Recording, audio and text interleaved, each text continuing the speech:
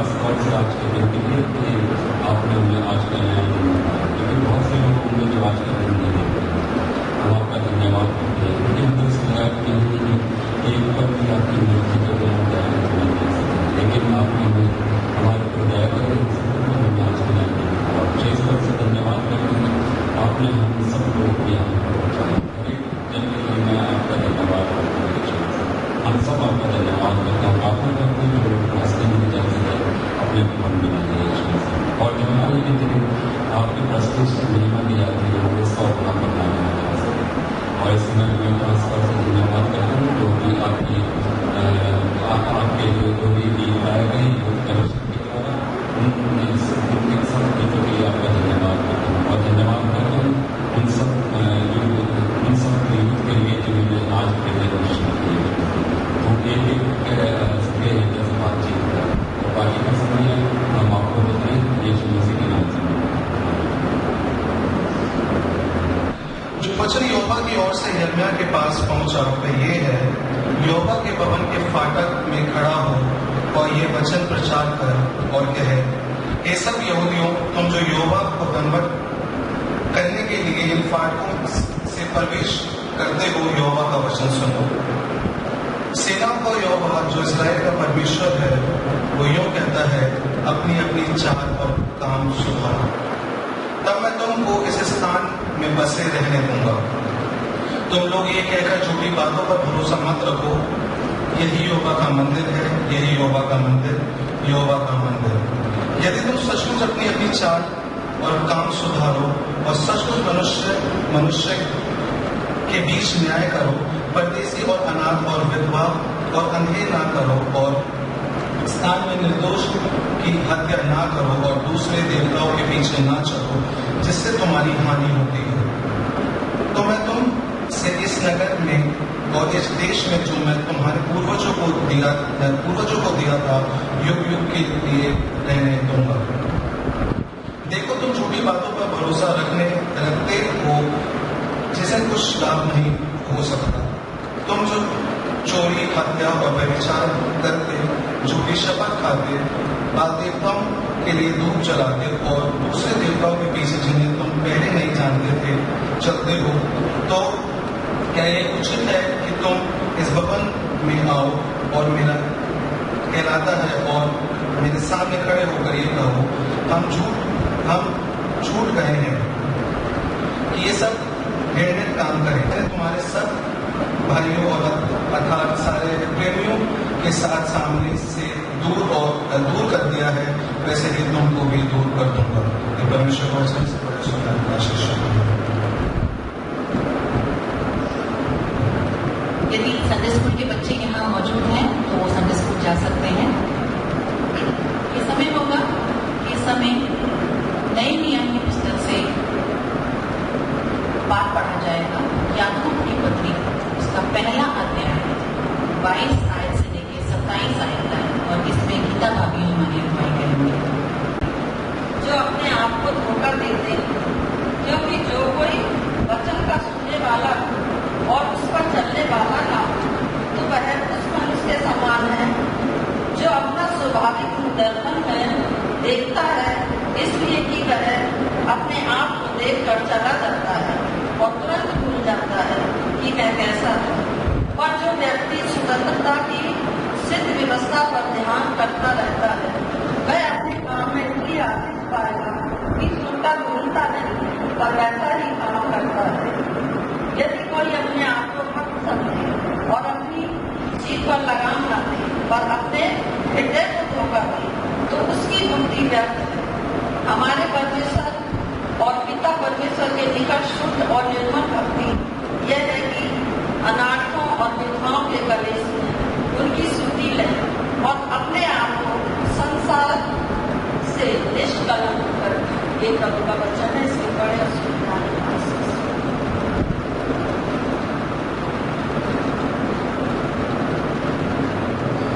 प्रभु का बहुत बहुत धन्यवाद हो।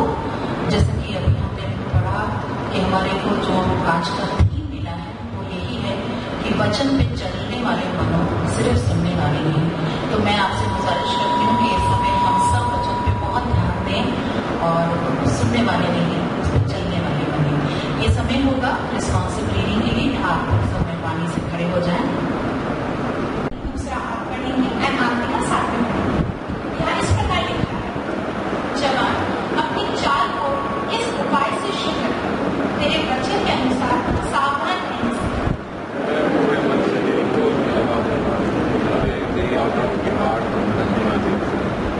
मैंने तेरे वचन को अपने हृदय में रख छोड़ा है कि तेरे विरुद्ध पाप न करूं। तेरे सब कहे हुए नियमों का वर्णन मैंने अपने मुंह से किया है। मैं तेरे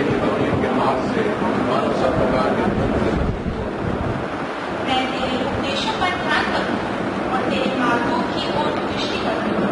मैं तेरी विधियों से सुन पाऊं और तेरे वचन को न भूलूं। यह प्रभु वचन है, परमेश्वर वचन पर उसने हमें आशीष। आप सब मेहरबानी से खड़े रहें, क्योंकि ये समय होगा कि हम गीत गाएंगे। Song number 90।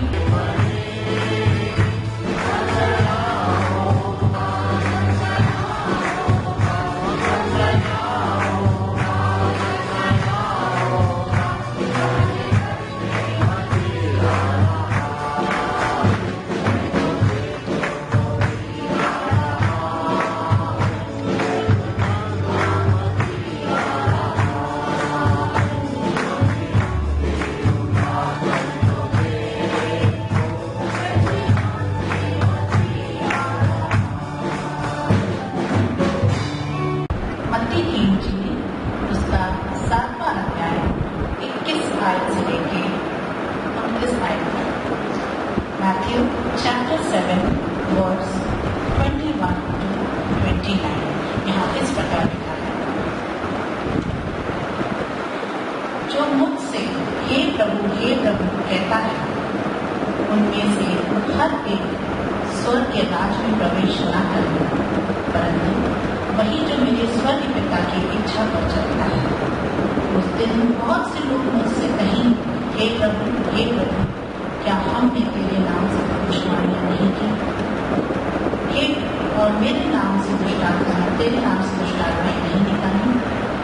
और तेरे नाम से बहुत से आश्चर्य कर्म नहीं किए? तब मैं उनसे खुलकर कह दूंगा, मैंने तुमको कभी नहीं जाना। हे कुकर्म करने वालों, मेरे पास से चले जाओ। इसलिए कि जो कोई मेरी ये बातें सुनकर उन्हें मानता है, वह उस बुद्धिमान मनुष्य के समान है जिसने अपना घर चट्टान पे बनाया और मेघ बरसा और बाढ़ आई और आंधियां चली और उसके घर उलट गए। फिर वह नहीं गिरा, क्योंकि उसकी नींव चट्टान पर डाली गई। परंतु जो कोई मेरी बातें सुनता है पर उन पर नहीं चलता, वह उस निर्बुद्धि मनुष्य के समान है ठहरेगा जिसने अपना घर बालू पे बनाया और मेघ बरसा, बाढ़ आई और आंधियां चली और उस घर से टकराई और वह गिरकर सत्यानाश हो। जब यीशु ने ये बातें कह चुका तो ऐसा हुआ कि भीड़ उसके उपदेश से चकित हुई, क्योंकि वह उन शास्त्रियों के समान नहीं परंतु अधिकारी के समान उन्हें उपदेश देता था। परमेश्वर अपने वचन के पढ़े जाने और सुने जाने में आशीष देता। आप लोग सब आज हमारे बीच में हैं और परमेश्वर को धन्यवाद देता हूँ। और मैं पिछले हफ्ते यहाँ पर नहीं था, मैं सारी बातें मोबाइल द्वारा करता था, मैं देहरादून में था। जब मैं कल आके पहुंचा, जब स्टेशन के ऊपर तक अनाउंसमेंट हुआ कि एक ही गाड़ी जाएगी, अब बाकी सब गाड़ी कैंसिल कर दी क्योंकि ट्रेन के ऊपर पानी चलता है। तो मैं सुना जो मेरे फ्रेंड को जाके इंक्वायरी के नहीं आपका ट्रेन जाएगी। जब मैं आके आनंद विहार स्टेशन में पहुंचा, वहाँ भी पानी। मैं बड़ा पैनिक हुआ, टेलीफोन करे कि आप कहाँ पर स्टेशन में हैं। तो वो उबेर अब ओला बुक करने के टाइम वहाँ पर परिस्थिति बहुत गड़बड़, कल संडे है, कैसा करेंगे। मैं वहाँ स्टेशन में प्रार्थना करी, गाड़ी आई, अब मुझे घर में पहुँचा। जब घर में आके देखा वहाँ पे कागज भाई मिट्टी में पैसा बताया कोई नहीं आ रहा होता चर्च कैसे जाएंगे लेकिन परमेश्वर को धन्यवाद हो कि आज बारिश होती है। लेकिन सबसे बड़ी चीज है इस वचन को ऊपर हम ध्यान करके यहाँ लिखा हुआ है। अभी हम लोग का है यीशु मसीह का जो मेन चीज है वो क्या है पहाड़ी उपदेश के ऊपर। जब आप यीशु मसीह की पहाड़ी उपदेश के ऊपर पढ़ते हैं तो प्रचार करते हैं कि लोग आसानी से समझ सके जान सके। आज क्या हो रहा है हमारा सिचुएशन के ऊपर मैं देख रहा हूँ चारों तरफ जो प्रचार हो रहा है हम अपने जीवन में उसको लागू नहीं कर पाते हैं। जैसे कि हम पढ़ते प्रभु यीशु मसीह का जगत की ज्योति हो तुम संसार के लिए क्या हो आप सब कुछ सिखाया। लेकिन जब प्रभु यीशु मसीह जब पढ़ते हैं प्रभु यीशु मसीह के प्रचार करने के टाइम में वचन में प्रचार करा था उनके चेले आते थे प्रभु ये लोग कितना देर से बैठे उनके बारे में आप चिंता नहीं करते। हमने जब प्रभु यीशु मसीह का स्पर्श से तुरंत क्या का इनको खाना भोजन मिला वो खाली हमारे लिए शारीरिक रूप से चिंता नहीं करता है और आत्मिक रूप से चिंता करता है। इसलिए क्या है हमारा आत्मा के लिए परमेश्वर की जीवित तो जैसे हमने पढ़ा दिया कि वचन पे क्या करें वचन क्या है वचन क्या है। आज जमाना बदल रहा है हमारा जनरेशन चेंज हो रहा है कहाँ में कहाँ से कहाँ जा रहे हैं लेकिन वचन अभी तक वहीं पर है। आज जब हम वचन पढ़ते हैं लोग कहते हैं कि अभी एंड्रॉइड आ जाए उस बात को वो वचन नहीं मैं आपको प्रूव भी कर सकता हूँ आप कहेंगे कैसे वचन नहीं है ये वचन है इसको क्यों वहां बाइबल खोलते हैं वहां पर क्या लिखा हो चाहे उर्दू में हो हिंदी में हो पंजाबी में क्या लिखा है ओली बाइबल आपका एंड्रॉइड फोन में जो बाइबल उसको ओली बाइबल हम पवित्र बाइबल क्यों कहते हैं जैसे कि हम पढ़ते मत छर जैसे समाचार के पहले तो क्या हमारे पिता तो स्वर्ग में है तेरे नाम पवित्र बनाते हैं। हम पवित्र परमेश्वर की आराधना करते हैं हम पवित्र बाइबल को मानते हैं।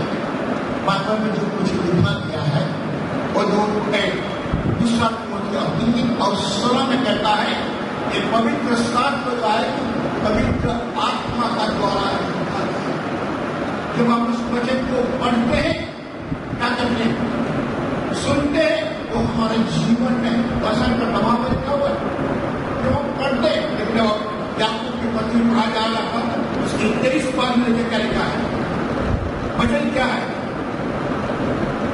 23 पद लिखा है अपना स्वाभाविक मुंह दर्पण में देख जो परमेश्वर की जो वचन है वो क्या है मिरर के नहीं। मैं सोचता हूँ आज सबने सुबह उठ के जरूर मिरर को देखा होगा। किसी ने कहा है कि 90% लेडीज जो है समय देते हैं आईना के सामने क्यों अच्छा और सुंदर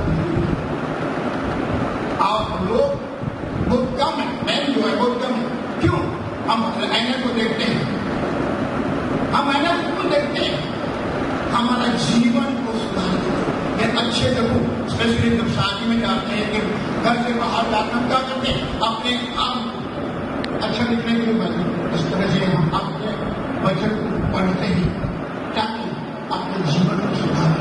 अभी जैसे कि बड़ा गया भजन से का 119 में दाऊद क्या कहता है कि तेरे वचन को मैं अपने हृदय में छिपा रखता है इस तरह मेरे पाप का करूं और यीशु के 1 और 8 का वचन करता है कि एक वचन लिखा है कि क्या दिन और रात इसलिए ऐसा है कि हम देखते हैं कि उतारते इसलिए यीशु आपके लोगों का जो परमेश्वर के वचन को देख को अपने आप को सुधार दे उसमें क्या होगा जब हम बाइबल में लिखा है अभी आज जो प्राज मंत्री में क्या है हम देखते हैं हमारा चारों तरफ क्या हो रहा है ये सब चार चीजें अब लोगों को सताया जा रहा है मुसीबत हो रहा है। मैं जरा में चैनल देख लेता हूँ बैठ के वो है सुदर्शन चैनल वहां पर मसीहों को सताया जा रहा है तब उस समय में कहा ये कुछ भी नहीं है कुछ भी सतावा नहीं है। जब हम बात देखते हैं, आपको किसी का मौका मिले, यूट्यूब में भी है, गूगल में भी है, देख सकते हैं क्रिश्चियन प्लस क्या है। मसीह को कैसा सताया जा रहा था, तो खाली एक चीज बताऊंगा, वो क्या है। एक रोमियो राजा था, उसने क्या था, जो मसीह के प्रचार परमेश्वर बता करते उनको मसाल बना के अपने घर में जलाता था, अपने ऐश करने के लिए। इतना नहीं, वो कहता कि तुम प्यार नहीं करोगे तो मत तो नहीं, क्या करोगे, अपने घोड़े के पीछे, रथ के पीछे लेके शहर में घुमा के लोगों को बताता था कि देखो ये मसीह प्रचार। आज लोग हम देख रहे मणिपुर में क्या हो रहा है, मणिपुर में क्या लोग सताए जा रहे हैं, हरा काम हो रहा है। क्यों? ये है टाइम को परमेश्वर आने में भी कर, परमेश्वर आने वाला है। इसलिए आज हम क्या करना है, अपने समय वचन को दें। काम और दो औपचारिक क्या लिखा है, जब तो वो इकट्ठे होते थे वो 3 चीजें करते थे, परमेश्वर के वचन को पढ़ते थे, प्रार्थना करते थे और संगति करते थे। हम देखते वचन के अंदर क्या हुआ, दीवार लगता है, काम 7 का निकालेंगे, प्रति काम 14 और 7 का लिखा है, जिसको मैंने जो मैं जवान को कहना चाहता हूँ, अपनी माता पिता बैठे आज को कहना चाह रहा हूँ, अपने बच्चों को हम कैसे बचा सकते हैं। अब हर एक सर्विस में सुना होगा मूसा के बारे में। मूसा की माँ ने क्या किया, जो टोकरी लिया और टोकरी में चारों तरफ लेप लगा दिया कि उसके अंदर पानी घुस ना पाए, और उसको कहा आज की माता पिता बैठे बच्चे सुन लीजिए कि इसका अर्थ है जो नील नदी है संसार को दर्शाता है। जो टोकरी माँ ने बनाई थी, जो लाल लगाया था, ये हमारे प्रार्थना बचपन से।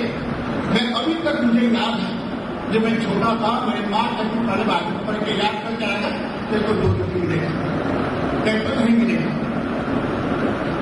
तब जाके हमारे अंदर अपने वचन है। इस तरह से पौलुस ने तिमोथी को कहा कि जो लोग अपने नानी लोई से जो कुछ सीखा है तो वो सीखा, वचन सीखा, परमेश्वर तो जीवन में बदला है। पौलुस का कैसे बदला, वचन के द्वारा। परमेश्वर से आप माता पिता के हैं, अपने बच्चों को प्रार्थना के द्वारा आप निश्चित शैतान उनको कुछ नहीं कर पाएगा, एडिकेट करने का परमेश्वर सिखाते हैं। कहते हैं आज संसार में बहुत कुछ दिखता है, अपने जबान में परमेश्वर। आज हम अपने बच्चों को नहीं आज बैठे हैं, संघर्ष को यूज आप अपने को कैसे बचा सकते हैं। इस तरह से मूसा को पानी से बचाया। हमने पूछा क्या हुआ, परमेश्वर के द्वारा आगे बढ़ते गया। आज हम देखेंगे अपने बच्चों को हम प्रार्थना के द्वारा, मैं ये कर रहा कौन सा को बचा सकते हैं। अब आप देखते हैं बाइबल के अंदर एक छोटा सा प्रदेश दिया गया है। मत्ती सुसमाचार के 7 अध्याय में 2 घर के बारे में जिक्र किया गया है। एक आदमी जो था बालू के घर और एक पत्थर के ऊपर, वहां पर क्या लिखा है, आंधी और तूफान आया। आज हम अपने घर को जब देखते हैं, हम अपने घर को देखकर क्या है, हम 2 BHK के रहेंगे कि 3 BHK के रहेंगे, नहीं मालूम। आजकल कोई भी आदमी नहीं चाहता है शक्ति में रहना नहीं चाहता है, सबको चाहिए अच्छा मकान, अच्छा घर। घर क्यों होता है? आज मैं कहता हूं कि मेरे मित्र का मैंने अभी 28,000 रुपये लेके एक घर क्या करता है, कोई लोगों को कुछ और का मुझे बता रहा हूँ, नहीं आता है, बोले क्या करी घर पे क्यों करना, मैं आज क्या करूँ, खरीदा था। आज हम अच्छे बिस्तर खरीद सकते हैं, तकिया खरीद सकते हैं, लेकिन उसमें आनंद नहीं मिल सकते जब तक हम लोग किसी को आपने जीवन नहीं दिया। मेरा जीवन भी नहीं होता तो मैं कुछ भी नहीं कर सकता हूं। इसलिए क्या है जो धर्म के विषय में आंधी और तूफान आएगा, कि वो आंधी और तूफान का अर्थ ये है शैतान हम पर क्या करेगा, अटैक करेगा।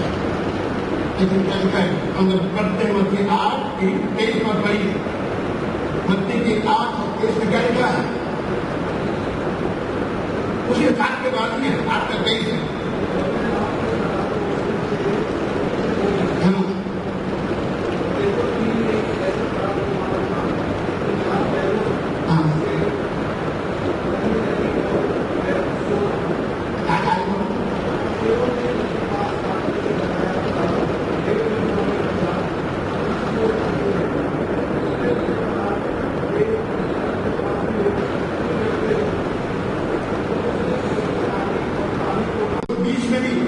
करते लोग क्या करता है, लोग किताब आ रही है जो आत्मिक हो जाए नहीं, कोई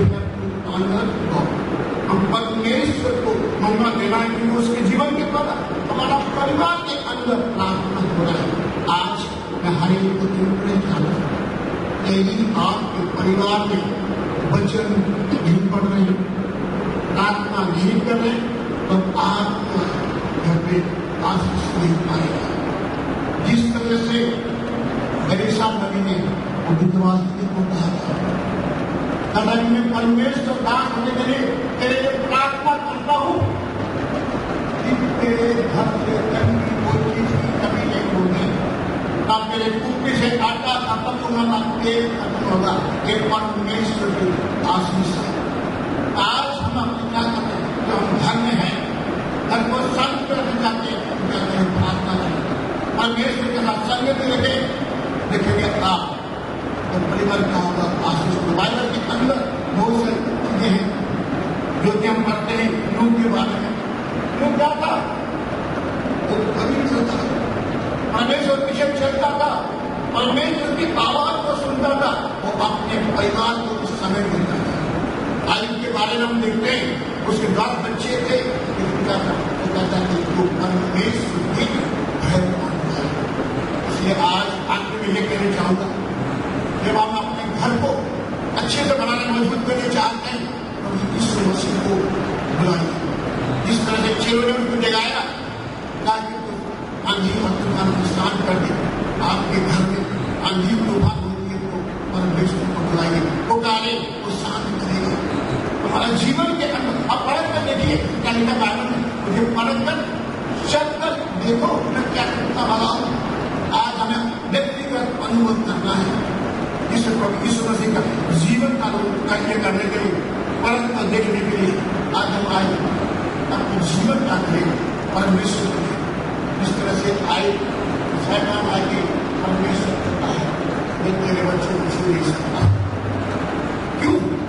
वो ताकि तूने उसकी एक अंदर आई का एक अभ्यस्त कि तू उसके परिवार उसके साथ चारों तरफ बाढ़ मांगा है।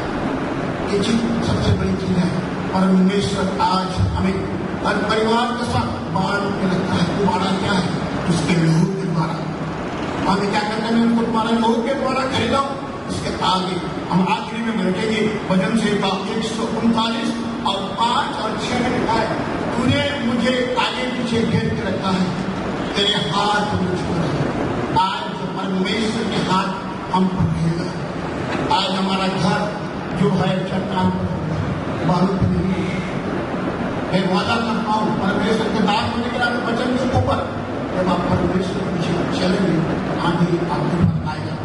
क्योंकि मैं इस चीज का अनुभव मेरे जीवन के अंदर 5 साल पहले नदी पर तूफान आया, लेकिन परमेश्वर की धार और जिसकी बात करो मेरी पत्नी के बारे में, और परमेश्वर अभी तक मुझे संभाला।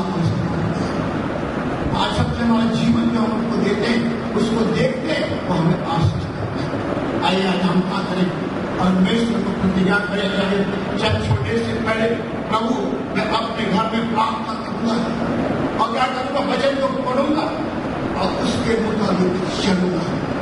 आज परमेश्वर कहता है हाय सभी लोग मेरे पास आओ, मैं तुम्हें विश्राम दूंगा। आज परमेश्वर के पास हम जाते हैं, प्रार्थना करते हैं, क्या होता मालूम है? बाइबल के अंदर एक सुंदर कहानी है। नहीं मालूम आप कितनों ने पढ़ा है याकूब के बारे में। याकूब क्या किया अपने उस जीवन में लिखा है उत्पत्ति 32 अध्याय में उसके जीवन में सूरज डूब गया था, बहुत मुसीबत में था, तकलीफ में था, लेकिन क्या हुआ जब उसने क्या किया अपने पत्नी बच्चों को एक जगह लेकर छोड़ दिया और परमेश्वर के साथ प्रार्थना करते रहा। मालिका के मामले में उसके जीवन में नया सूरज क्या उसने परमेश्वर को निपट दिया। जब तक तू मुझे आशीष नहीं देगा मैं तुझे नहीं छोड़ूंगा। वो कहां पर सो रहा था मालूम है? पत्थर की तकिया के ऊपर। मैं पिछले बार बताया था इजराइल में शहर में पत्थर ही पत्थर होता है। आज आपको मैं पूछूंगा आपके पत्थर की तकिया में सोओगे आपको नींद आएगा, लेकिन परमेश्वर देखते हैं याकूब को ताकि उसके जीवन में एक ही एम था कि जब तक मैं आशीष नहीं देगा छोड़ूंगा नहीं। आज आप परिवार में परमेश्वर से चिपक कीजिए, कहेंगे प्रभु मैं तेरे को नहीं छोड़ूंगा, तो मेरे लिए ये करना पड़ेगा 100%। परमेश्वर क्या करेगा हमारी बात को सुनेगा, अद्भुत कर देगा। आइए हम प्रार्थना करेंगे हमारी जीविका सामर्थ्य परमेश्वर करो। आज ये वचन के लिए हम धन्यवाद देते हैं। आज हम चाहते हैं कि पत्थर के ऊपर हम अपने घर बनाएंगे जिसके द्वारा तू रहेगा और तेरी महिमा होगी। लोग कहेंगे जिनको आगे ही संसार को उल्टा पुल्टा करने वाले बन सके। मेरी प्रार्थना है आज लोग यहाँ पर है हर एक फरीदाबाद शहर को अपने जीवन के द्वारा अपने काम के द्वारा उल्टा पुल्टा करने वाले बन सके। प्यार बोलिए तू हर एक को आशीष दे। प्रार्थनाकारी प्रभु यीशु मसीह के नाम से मांगते हैं, सुन और ग्रहण करें, आमीन। इस बात को मैं सिर्फ एक 2 लाइन कह के बताना चाहूंगी। जैसा हमारा आज का थीम है बहुत ही सुंदर है, क्योंकि उसमें हमारे को एक सीख मिलती है जो इस गाने की 2 लाइन में है। ये आज गाने का कोई समय नहीं है, क्योंकि आज हम टेस्टिमनीज का समय है, तो हम टेस्टिमनीज सुनेंगे। पहले हम सूचनाएं सुनेंगे, फिर टेस्टिमनीज के लिए होगा। तो अगर आपकी कोई टेस्टिमनी तो अपने दिल में तैयार रखें। ये 2 लाइन जो है ये इस वचन को बताती है। उसके वचन पर चलना कितना सुंदर होता है, जीना उसके लिए हर पल हो कितना मधुर होता है। जी हाँ, यीशु मसीह के लिए जीना बहुत ही सुंदर होता है। जाऊँ या न जाऊँ, और जब तक मैंने सोचा फिर खत्म हो गई थी, तो आज सोचा कि संध्या लाओ किया तो आज मैं देना चाहती हूँ। और गवाही ये जो है वो मेरे बहुत टाइम से, बहुत ईयर्स से मेरे मन में है। और ये ज़रूरी नहीं है कि जब इंस्टेंटली हमारे साथ कोई चीज़ हो हम तभी उसको शेयर करें। इनफैक्ट करना चाहिए, क्योंकि खुदा हमारे जीवन में कैसे काम करता है वो हमें बताना चाहिए एक दूसरे को, ताकि हम सब और विश्वास में मजबूत होते जाएं। और जब हम देखते हैं कि किसी के जीवन में ऐसा काम हुआ है तो उनके जीवन की गवाहियों से हमारे विश्वास को भी मजबूती मिलती है। तो जो ये गवाही है मे भी आप उसको समझने की कोशिश करें, क्योंकि मेरे लिए बहुत इम्पोर्टेंट है। और मैं जब भी सोचती हूँ उसके बारे में तो मुझे लगता है कि खुदा ने कैसा कार्य किया। मतलब जो मेरी ज़रूरत भी नहीं थी, बाइबल में लिखा है कि हमारी ज़रूरतों को ही नहीं हमारी इच्छाओं को भी पूरी करता है। तो ज़रूरतें तो है ही पूरी करता है, लेकिन इच्छाएं भी पूरी कर देता है। और बहुत सारी ऐसी चीज़ें जबकि हम मांगते भी नहीं, मन में ही होता है और खुदा पूरी कर देता है। तो ये मेरे को हमेशा ये बात याद रहती है और मैं बार बार हर एक दिन उसके लिए धन्यवाद अदा करती हूँ कि मैं दिल्ली में बॉर्न एंड बॉटअप रही हूँ। आफ्टर मैरिज मैं फरीदाबाद आई थी। तो जब मैं दिल्ली में थी, दिल्ली यूनिवर्सिटी में मैं पढ़ा करती थी और मेरी स्कूलिंग दिल्ली क्रिश्चियन स्कूल से and college Saint Stephen's college से हुआ। तो उसके साथ ही जब हम लोग न्यूज स्पेशल हुआ करता था उस समय, तो मैं जब बस से जाती थी तो सामने Delhi public school Mathura road उस समय बहुत फेमस स्कूल था, बहुत स्टैब्लिश, वो अभी भी है। Delhi public school Mathura road हुआ करता था, और जब भी मेरी बस उसके सामने से जाती थी फ्लाईओवर से, तो मेरे को हमेशा वो स्कूल इतना फैसिनेट करता था, और मेरे मन में हमेशा होता था काश मैं इस स्कूल में पढ़ी होती, क्योंकि मैं हमेशा से पढ़ने पढ़ाने का, मैं टीचर हूँ बाय प्रोफेशन, तो पढ़ने पढ़ाने का हमेशा से शौक रहा। और मेरे को उस समय लगता था काश मैं इस स्कूल में पढ़ती, टॉपमोस्ट स्कूल दिल्ली का है, मैं इस स्कूल में पढ़ी होती, और पढ़ाई हो चुकी थी, कॉलेज में थी उस समय। और फिर ऐसे ही मन में आता था अगर हो पाया तो, अभी तो मैं पढ़ी नहीं थी, शादी का कोई सीन भी नहीं था, तो मैं कहा अगर हो पाया तो मैं अपने बच्चों को ना DPS से पढ़ाऊंगी। ऐसे ही मुझे मन में आता था, खुद दवा ऐसे सोचती थी। एंड पढ़ाई अभी चली रही थी, BEd मैंने किया नहीं था, MA के बाद शादी हो गई और मैं घर आई एंड आफ्टर मैरिज मैंने BEd किया। और यहाँ पर जब मैं आई तो दिल्ली पब्लिक स्कूल जो मेन सोसाइटी का ही है, Delhi public school core school, वो यहाँ पर फरीदाबाद में खुला, उसी समय 2095 में इधर खुला था। 2097 में जब मेरी शादी हुई तो वो इधर आया था, मुझे पता नहीं था कि ये स्कूल वही स्कूल है, और मैंने ऐसे ही किसी के थ्रू अपना बायोडेटा भेज दिया, क्योंकि मैं उस समय कॉलेज में पार्ट टाइम गेस्ट लेक्चरर थी, तो मैं स्कूल ज्वाइन भी नहीं करना चाहती थी, बट वहाँ पे वो हो नहीं पा रहा था, तो ऐसे ही मैंने किसी के थ्रू अपना बायोडेटा भेज दिया। एंड नेक्स्ट डे मुझे कॉल आ गया, next day principal you come for the demo, and मुझे तब तक कोई किताबें भी नहीं पता थी, क्योंकि जस्ट अभी पास आउट होके आई थी, तो ऐसे ही डेमो में भेज दिया। वाइस प्रिंसिपल ने लिया डेमो, एंड दोनों वाइस प्रिंसिपल्स ने, और मैंने बोला कि मुझे बुक्स नहीं पता है, क्या बुक्स चल रही हैं, नहीं यू टेक एनी टॉपिक। ऐसे तो okay, so I just went in the class and I was not knowing about कि क्या किताब चल रही है।